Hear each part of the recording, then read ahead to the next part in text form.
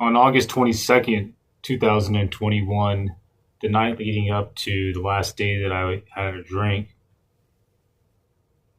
and up until me actually stopping, was interesting because I was on vacation. I had been driving on the road traveling for 3 months. Well, not 3 months, going on 2 months. It was like the beginning of the road trip, all the way from California down to Florida. I was going to travel the whole country. Well, I ended up traveling the whole country.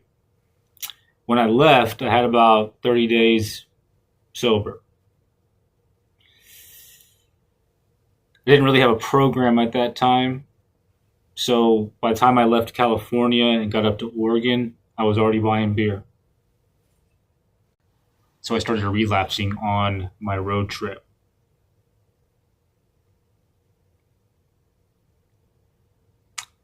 I almost turned back and called it a day and didn't go forward with the trip, but I decided to continue on.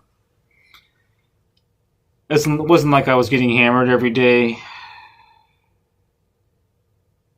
but I was defeated already. And my mind had wandered from the original purpose of traveling. Now rewind the tape a little bit. Before I left, I put a pause on my business, paused my clients, put my notice in on my apartment that I had. I left town with no intent to go back to Sacramento. So leaving Oregon, I continued my travels all the way around the country. I went to go visit my sister Stacy in Nebraska for a week, and I was able to stop drinking during that time. But by the time I left, I was going to Chicago, and I knew it was on. It's because I went to go visit my boy John for about a week, and we went like old times. And then I pretty much drove down to Florida, drinking and trying to detox.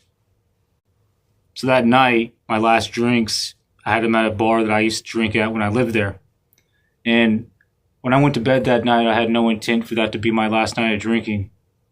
I woke up in a panic attack in the middle of the night and ended up having to go into the ER.